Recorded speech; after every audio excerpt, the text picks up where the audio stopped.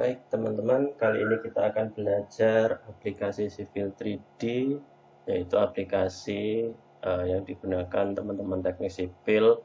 Nah, kali ini kita akan belajar yang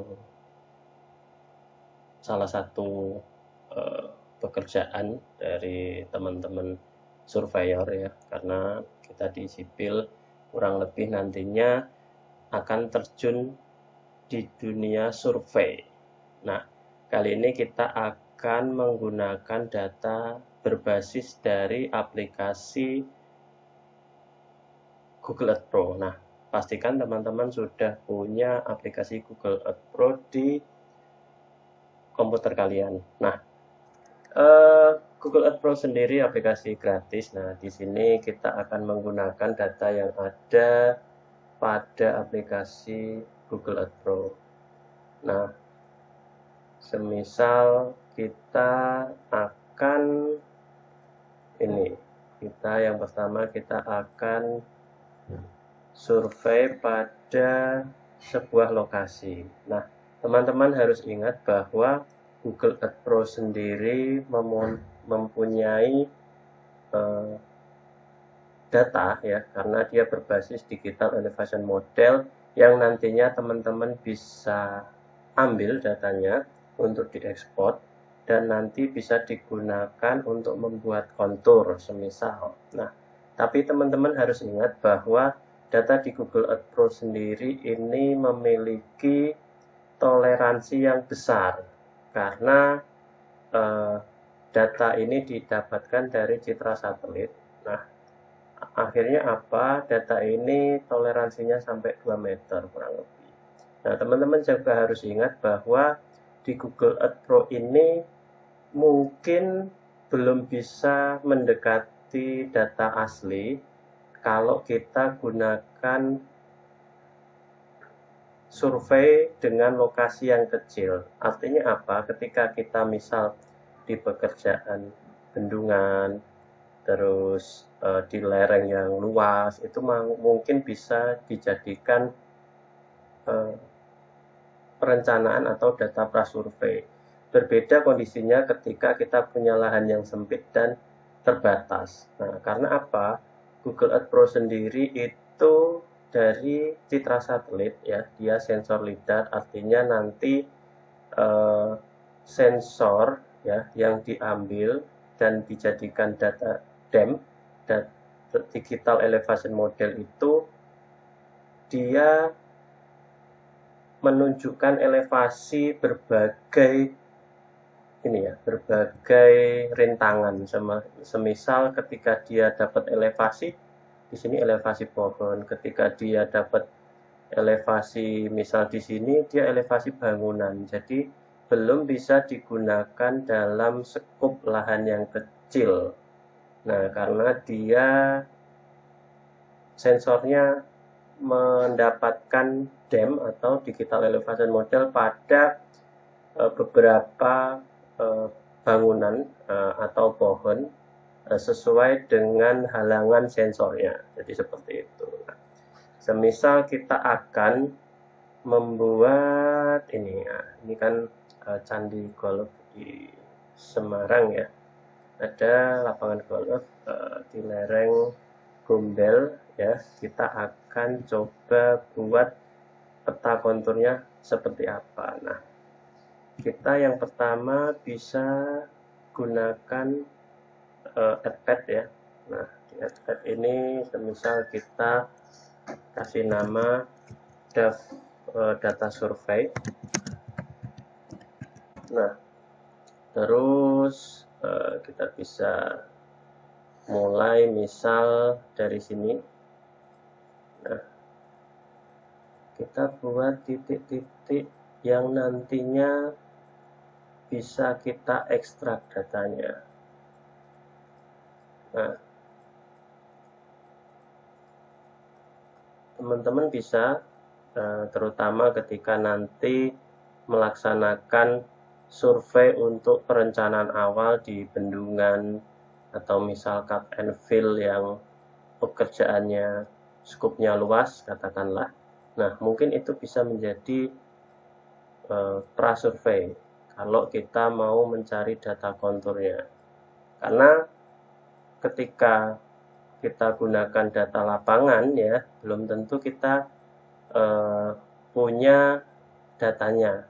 Nah, artinya ketika kita lakukan prasurvei secara misal menggunakan Google Earth Pro seperti itu, nantinya kita bisa menjadikan patokan bahwa proyek kita nantinya itu luasan berapa, terus juga konturnya seperti apa, medannya seperti apa. Ketika kita akan lakukan cut and fill kurang lebih seperti apa. Memang tidak bisa 100%, tapi setidaknya bisa mendekati 90% kondisi yang ada di lapangan.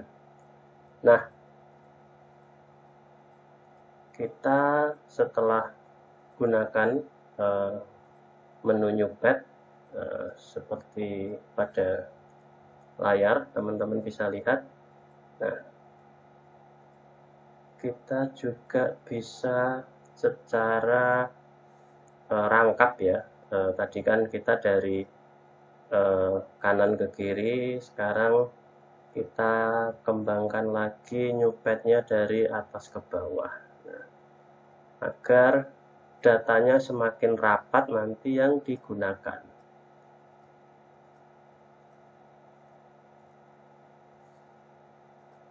Nah, teman-teman juga harus ingat ya bahwa tadi saya sampaikan untuk perencanaan prasurvei, nah, datanya itu kalau kita pakai data dari Google Earth Pro, toleransinya sekitar kurang lebih 2 meter.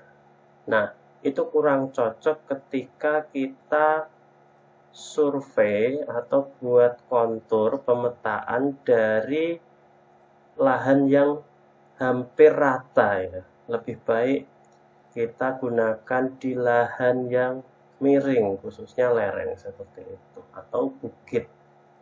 Nah, kalau kita gunakan kontur seperti bukit, artinya dia bisa lebih bagus nanti hasilnya daripada kita gunakan data yang kondisi datar seperti itu.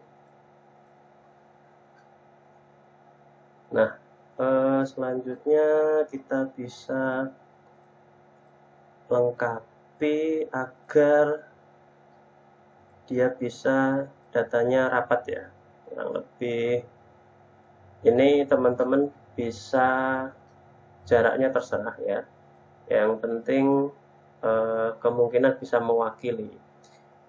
Semakin rapat semakin bagus. Artinya data kita mendekati kondisi real di lapangan. Karena ketika nanti semakin lebar itu kan ada interpolasi ya.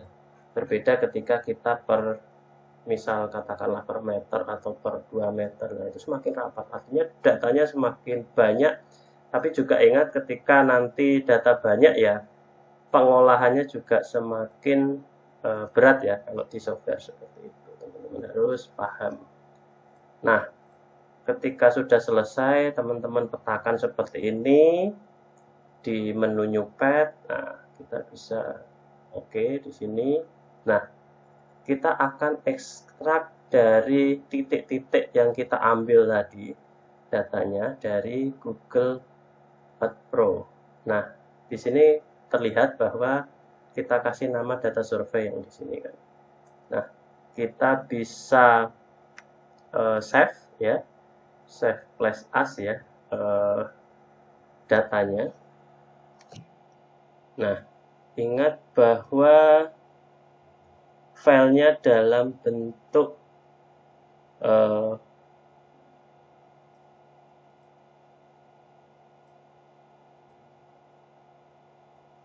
KMZ ya, dalam bentuk KMZ, jangan bentuk KML ya, kita pakai yang KMZ ini. Nah, kita namakan juga data survei, misal di sini data survei KMZ ya, kita save. Nah, setelah kita save ya data tadi, kita juga bisa buka GPS visualizer. Nah, kita akan setelah data tadi kita save, nah kita harus bisa mengekstrak ya. Nah, buka gpsvisualizer.com terus data file. Nah, terus kita pilih plain text ya. Terus kita bisa upload filenya tadi.